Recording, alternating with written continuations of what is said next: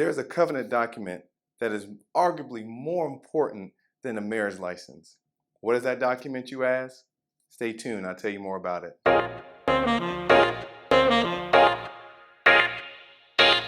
Hello, my name is Aaron Honeycutt, and I am a co-founder of Nurture Family, here to walk you through how to create a one document. The one document was created by Nurture Family to help guide the day-to-day practical decisions and thoughts of an individual. The one document is biblically based, but in no way is it able to replace the Bible or intended to replace biblical truths, but instead to take those biblical truths and just create a framework for you to be able to outline the day-to-day decisions for your life. Pop quiz. What is the number one cause for divorce? Is it finances? Nope. Is it adultery or infidelity?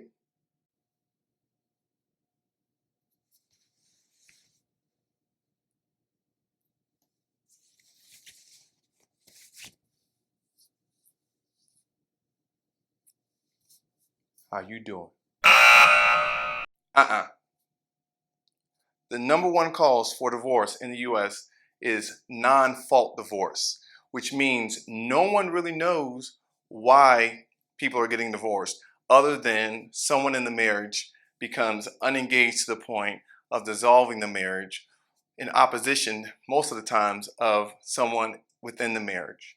And so the one document is here to help couples stay engaged within the marriage, and so that they're fighting for the same mission and they have a life of enjoyment, a life that's filled with purpose, and a life that impacts their local communities and their cities. So without further ado, let's get into the steps of creating the one document. Step one, creating your part of the one document as an individual. A lot of times individuals get into marriage with baggage and a lot of hurt and pain that goes unresolved and never talked about. Starting this process of creating a one document for yourself and then later on with your spouse can kind of help healthily unpack that and deal with it in the right ways. And so the first step for you is to find a biblical scripture that speaks to you specifically. And if you're an individual who doesn't believe in God, or just the Bible is not your thing, then you can just start simply with just a quote of someone who you respect as something for you to refer to as an inspirational thing of sorts, but that will not be able to have the same impact as having a biblical scripture to refer to. And so find that biblical scripture, title it scripture, and then underneath that, write that scripture that speaks to you. Step two, we'll be creating a purpose. A purpose is a bit of a mission of sorts of what legacy are you going to be leaving for those who come after you. And so we all will die one day. And the question is, who will you hand the torch to, and what will that flame be burning for? And so your purpose should be a one-sentence statement of, this is how I live my life to this end, to this passion, to this cause. And when I die, I want someone to take that call on for me. This can take some time to figure out, and it may take some revisions of you writing it down. But the most important thing is that you get involved in the process and start developing ideas. Step three is to develop a mission statement. Remember, at this part of the one document, you're just working to create things that are independent of your spouse. This was if your spouse was not here, how would you live your life? What things would you hold yourself to?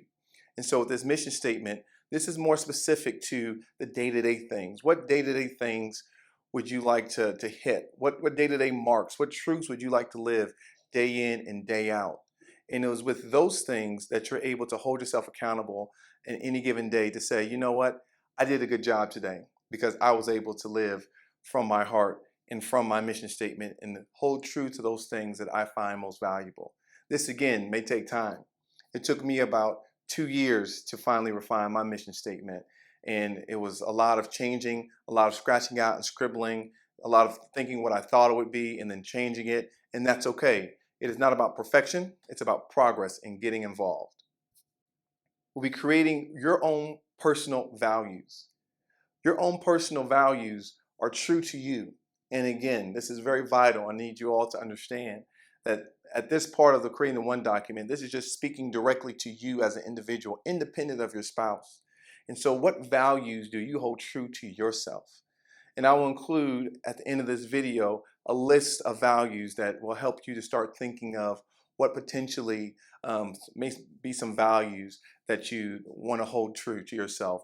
And I would encourage you to limit it to about 3 values, because when you start getting to about more than 3, then you start losing focus on really holding true to those values. But find those values, research them, find out what really speaks to you, and know that if you're living from that place to living those values, then and only then can you be able to be the most impactful person and the most pleasant person and the most peaceful person in the world and in the world around you.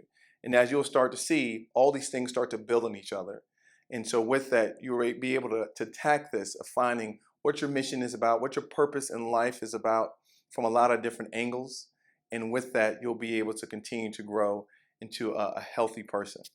Step 5. Step 5 is creating goals. And I would say you can start with a yearly goal or you can start with a 6-month goal, but the goal needs to be specific, it needs to be measurable, it needs to be realistic, and it needs to be time-based.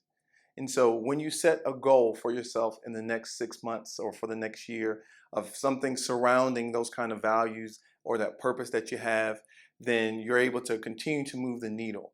You're able to find that mentor for you that will help you to find those blind spots that you may have and be able to continue to grow yourself from a place of immaturity or brokenness or just a place of just being lost.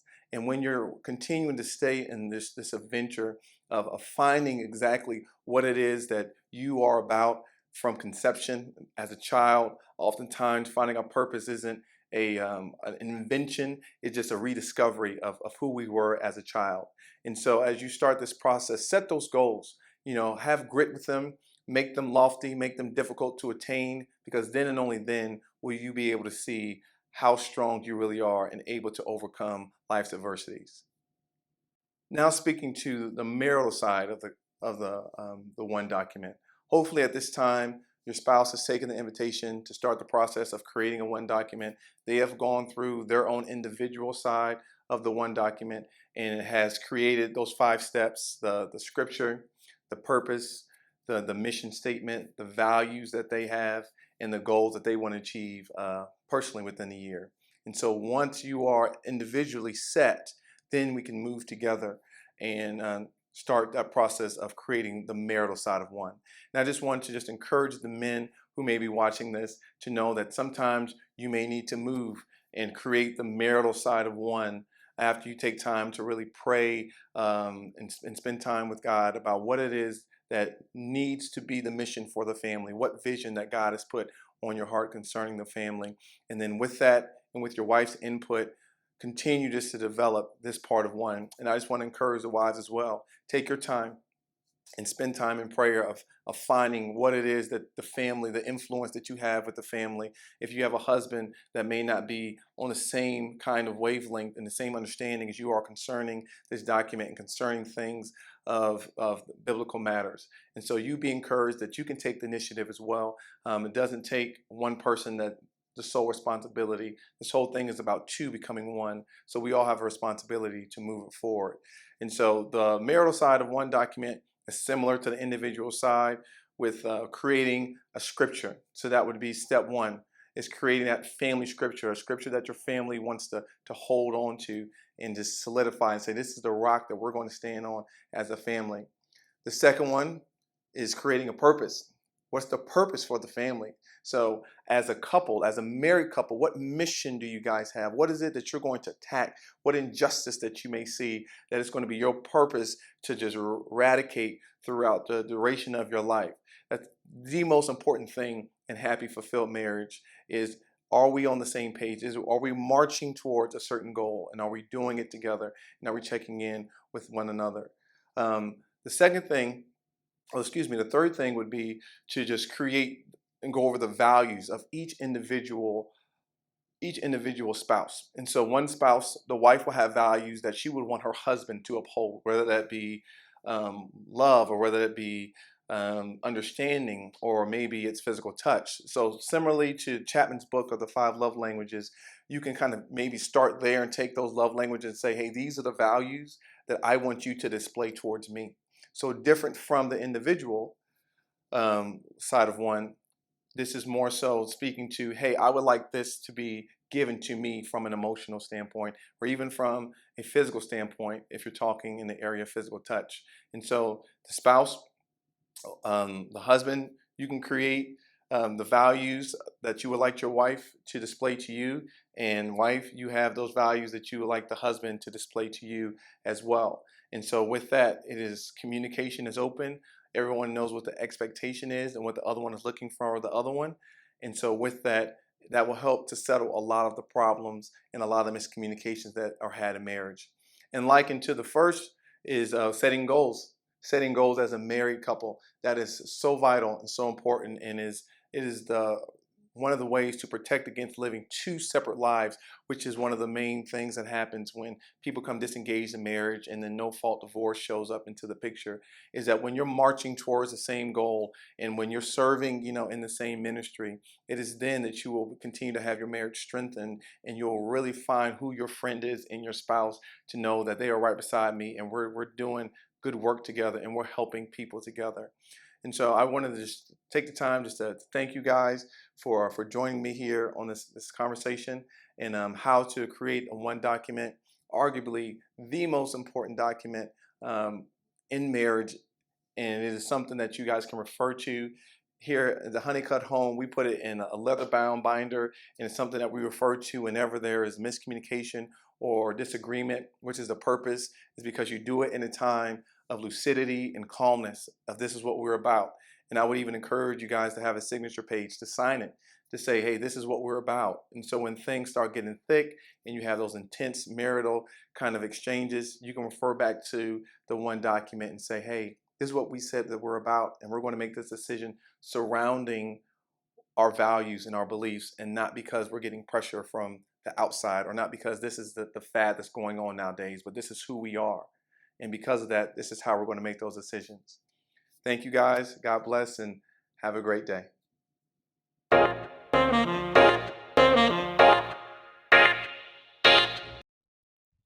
I have included at the end of this video screenshots of what a one document could look like.